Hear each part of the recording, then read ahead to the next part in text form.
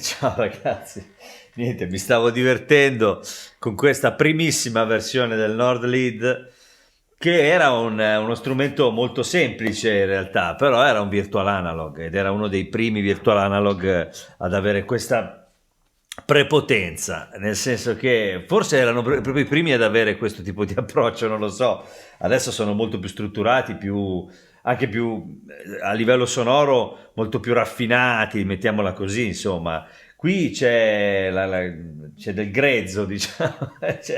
L'atteggiamento è bello cattivo, e devo dire che insomma si può anche partire da un oscillatore. Adesso pardon, questa è stata rimessa, diciamo, come di fabbrica. Questo è uno dei primi che sono arrivati in Italia, anche diciamo prototipi, e ha una storia un po' particolare questo strumento, nel dettaglio, questo proprio, nel senso che è passato da mani importanti che l'hanno provata in passato, e adesso è qui e la stiamo un po' così osservando.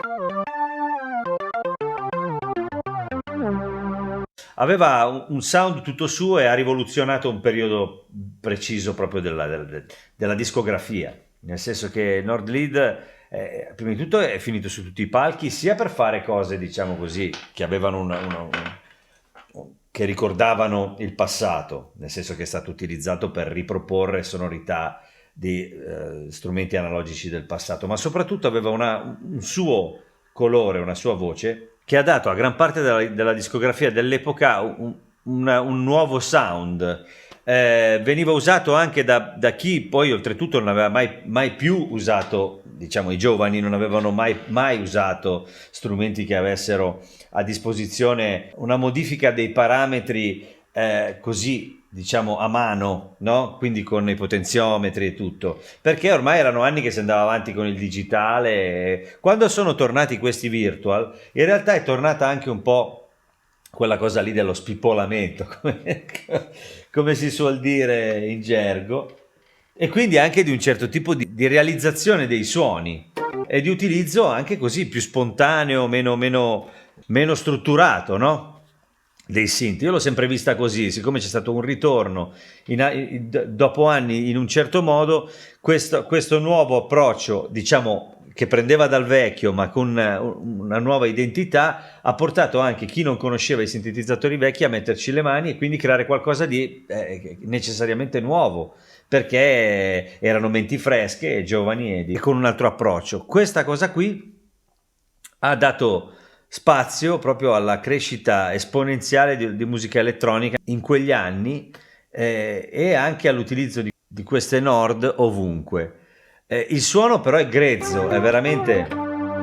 Adesso io vi faccio un esempio. Questo è il primo oscillatore. Qui c'è un mix tra i due oscillatori. Questo è il secondo oscillatore, del quale possiamo regolare l'intonazione. Se li uniamo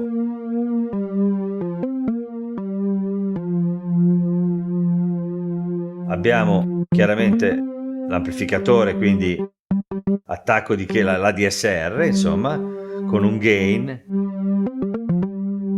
e poi abbiamo il filtro con chiaramente la DSR del filtro, quindi l'inviluppo del filtro, quanto agisce l'inviluppo,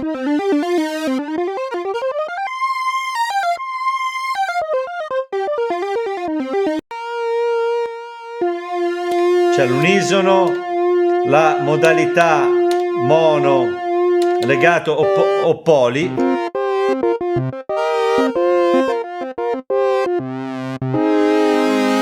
sentite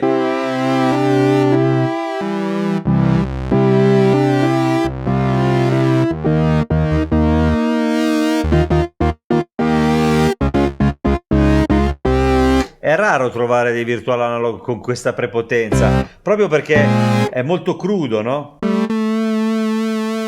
L'LFO è tutto facile.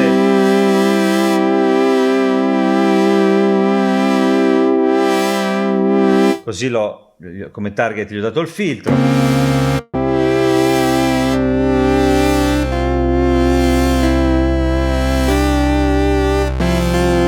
Ha un altro LFO.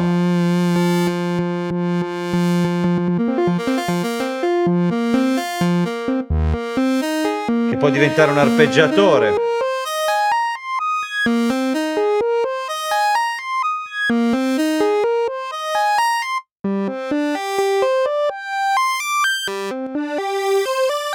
Unisono.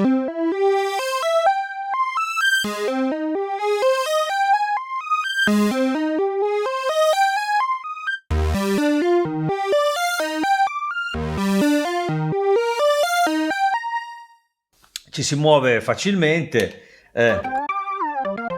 I preset erano... Questo è incredibile, per esempio. Questi sono tutti suoni che hanno fatto veramente parte di un periodo ben preciso e nonostante abbiano un sapore comunque retro, cioè contengano un sapore retro, hanno qualcosa di nuovo. Mi ricordo anche proprio la sensazione all'epoca quando sono arrivate queste tastiere. Io non ero molto dentro la questione dei sintetizzatori moderni, quindi quando mi sono trovato di fronte a questi strumenti mi sembravano così, diciamo, freddi, non so come dire, privi di quel calore a cui ero abituato nei miei ascolti e nelle mie esperienze precedenti. In realtà poi ne ho capito il potenziale dopo, ci ho messo un po' a capirli e ho capito che in realtà contenevano un grasso notevole. Qui c'è, insomma, non c'è molto da dire. Da un suono come questo si può facilmente...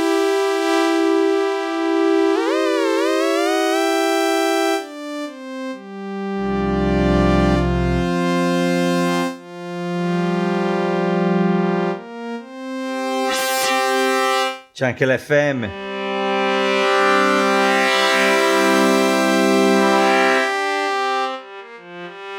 Che permette anche di creare un certo tipo di suoni. Si possono sincare due oscillatori. C'è la pulse width, quindi ci sono tutte le cose, diciamo, più utilizzabili e più utilizzate.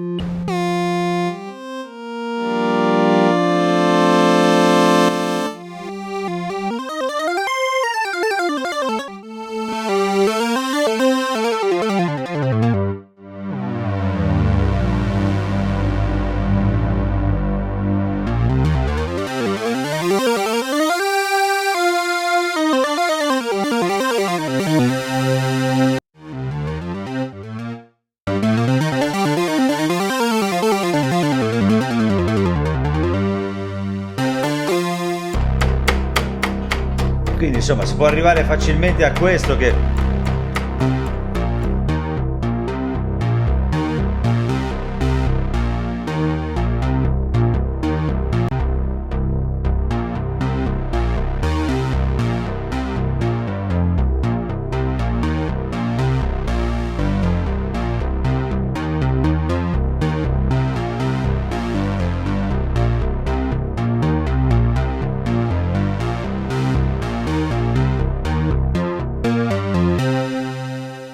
Insomma, classico, 3 tipi di filtri, chiaramente, passa alto, passa basso, non so come dire, c'è tutto, non manca niente, è un sintetizzatore polifonico a 2 oscillatori e in tutta sincerità, dopo un po' che ci si suona, la sensazione è un po' quella lì, non so come dire, quella di avere a che fare con un synth vero. Chiaramente dobbiamo ricordarci che non ha effetti. Infatti io all'inizio nel brano invece ho messo un po' di effetti interni di Logic, così.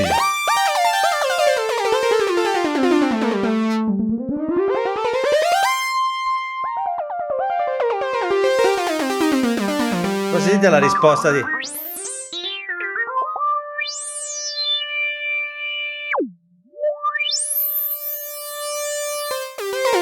del filtro, cioè nel senso.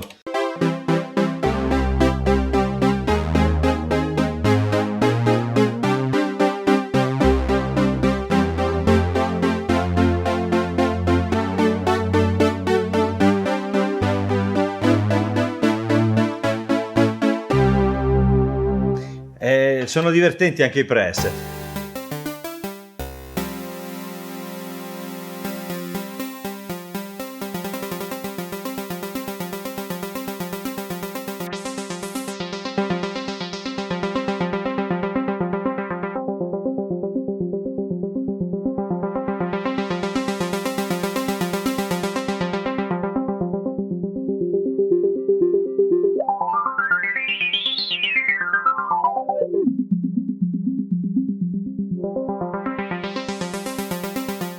Sono tutti belli.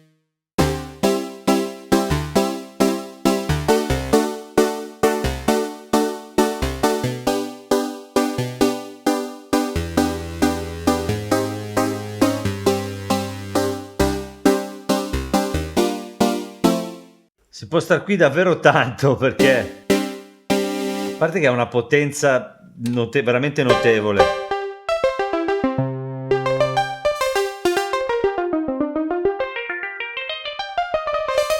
Vedete che la risposta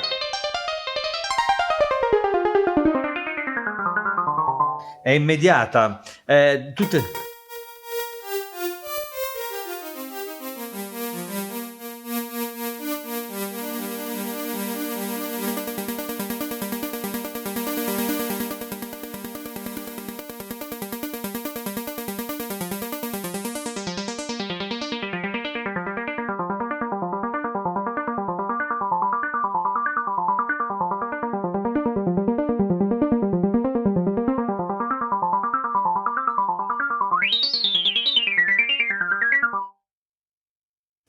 C'è veramente un suono vero, non so come dire, ha qualcosa di vero dentro che non so come descrivere, ma lo sentite credo, cioè è potente veramente.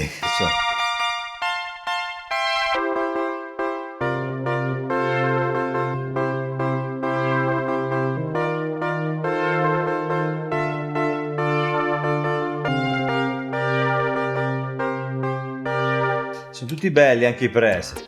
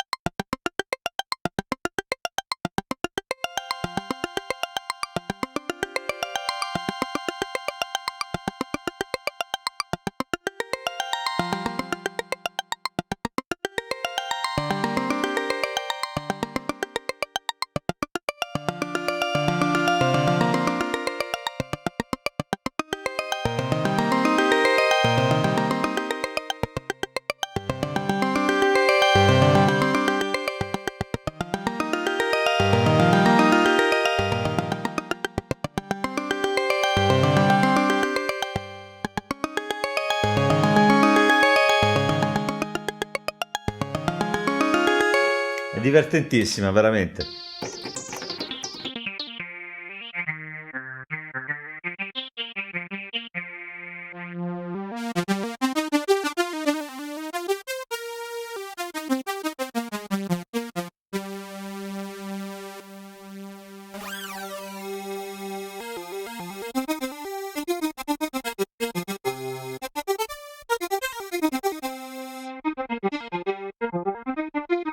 Sembra una voce che parla.